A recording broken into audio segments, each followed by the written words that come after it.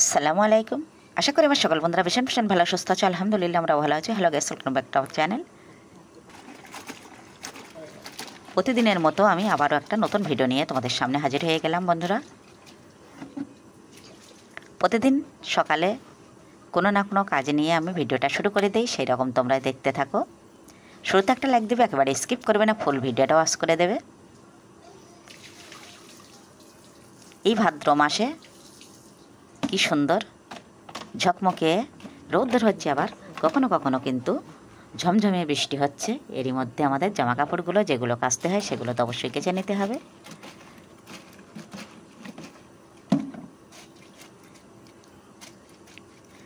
যখন একটু রৌদ্র দেখি তখনই কিন্তু আমরা কিছুটা জামা কাপড় কেচে দিই। আমরা না সবাই এভাবেই, আমরা গ্রামের মানুষ, শহরের মানুষ সবাই তো এভাবেই চলি। একটু জামা কাপড় কাচার পরে আবারও কী কী কাজ করছি সেগুলো দেখে নাও। প্রতিদিন তো কিছু না কিছু কাজ তোমাদের দেখাতে থাকি, আর এই কাজগুলো তোমরা দেখতে পছন্দ করো।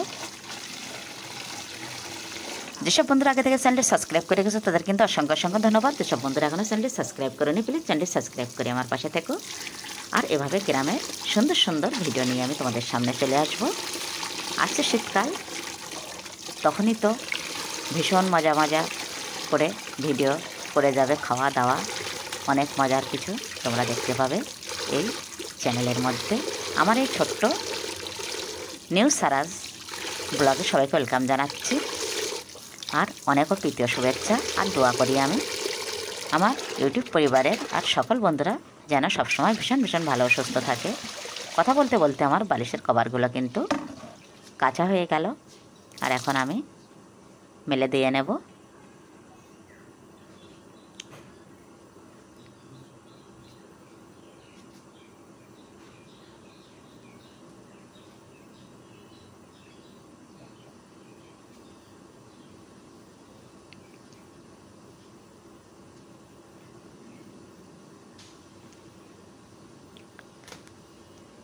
যেদিনে ঝকমকিয়ে রৌদ্র ওঠে সেদিন কিন্তু দিনটা ভীষণই ভালো লাগে। একেবারে শুরুতে ঝকমকিয়ে রৌদ্র, কিন্তু বন্ধুরা কিছুক্ষণ পর ঝমঝমিয়ে বৃষ্টি। এখন তো এই ভাদ্র মাস জুড়ে এমনই হবে, কখনো বৃষ্টি, কখনো মেঘ, আবার কখনো ভীষণ ভালো রৌদ্র।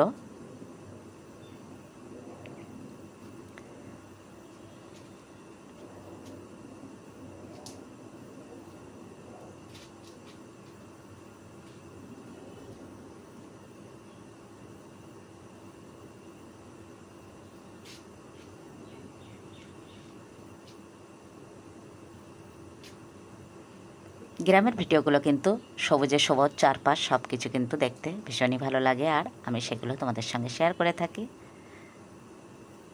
চলো বন্ধুরা, তাহলে এখন একটু চা বানিয়ে নিই, চাটা খেয়ে নেওয়া যাক, তারপরে আবারও আসছি।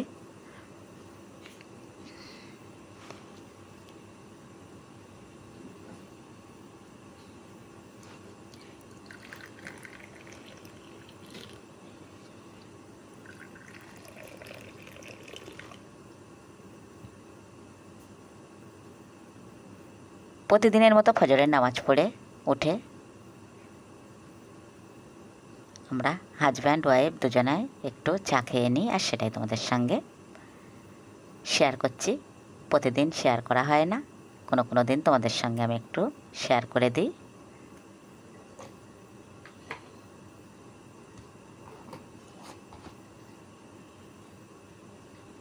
এখানে কিছু টোস্ট আছে আর বিস্কিট আছে, এগুলো চায়ের সঙ্গে খেয়ে তারপরে দেখি আবার কি করা যায়। আমার সাথে থাকো, সম্পূর্ণ ভিডিওটা দেখতে থাকো।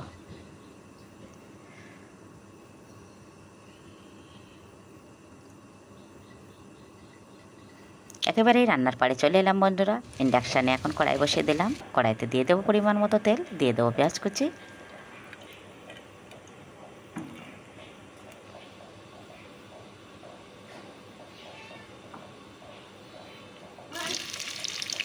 ছাদের উপরে যে পুঁইশাকগুলো দেখো সেই পুঁইশাকের থেকে আমি একটু ডগা কেটে এনে রান্না বানাবো, সেটাও তোমরা দেখে নাও। আর তেলটা গরম হয়ে গেলে দিয়ে দিলাম পেঁয়াজ কুচি, তারপরে দিয়ে দিলাম আলু, তারপরে রসুন বাটা ও কাঁচা লঙ্কা। এখন একটু ভাজা ভাজা করে নেব।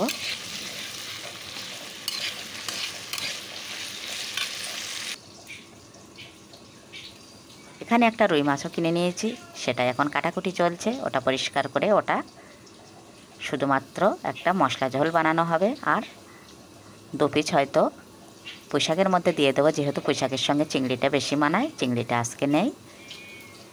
মাছের ঝোলটা তোমাদের সঙ্গে শেয়ার করা হলো না। এখন আমি পুঁইশাকটা কীভাবে বানাচ্ছি সেটাই দেখে নাও, আর একেবারেই দেখা হবে।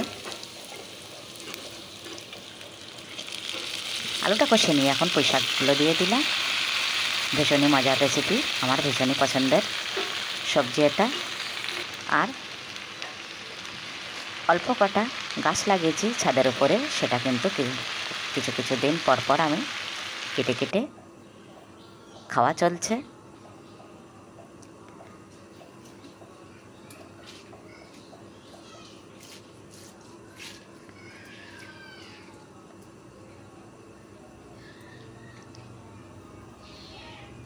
শহরের মানুষ কিন্তু হালকা করে একটু মাছটা লবণ জলে দিয়ে ধুয়ে নেয়, ব্যাস। আর আমরা অনেকক্ষণ ধরে ঘষে ঘষে ঘষে ঘষে এটা পরিষ্কার করে পুরো যে নাল ভাবটা থাকে সেটা নষ্ট হয়ে যাবে ঘষার সাহায্যে। তারপরে কিন্তু আমরা কাটাকুটি করে রান্না বানাবো।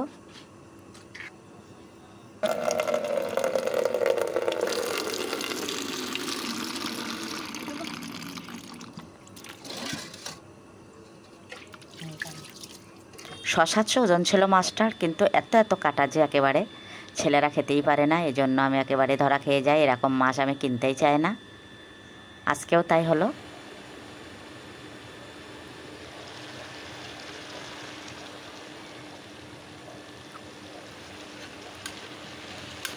এখন পুঁইশাকটা একটু নাড়িয়ে নেব। কিছুক্ষণের মধ্যেই আমার রান্নাটা একেবারেই শেষ হয়ে যাবে। পুঁইশাক রান্না করতে তো বেশি সময় লাগে না। আলুটা একটু ভাজা করে নিয়েছি, তারপরে পুঁইশাক দিয়েছি। তারপরে একেবারে কীরকম কম হয়ে গেল লবণ দেওয়ার পরে ঢাকনা দিয়ে।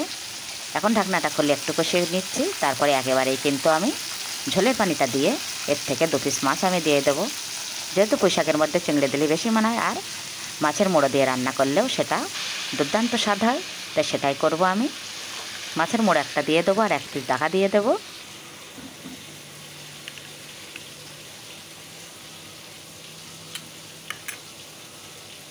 এভাবেই রান্নাটা আমি শেষ করলাম। যদি কিছু ভালো লেগে থাকে চ্যানেলটা অবশ্যই সাবস্ক্রাইব করবে। আবার দেখা হচ্ছে নতুন কোনো ভিডিওর সাথে। ততক্ষণে আমার সকল বন্ধুরা ভীষণ ভীষণ ভালো সুস্থ থেকো।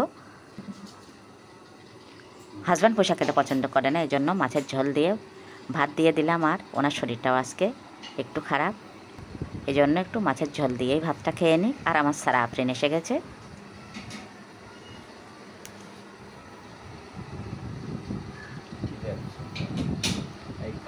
আল্লাহ হাফেজ।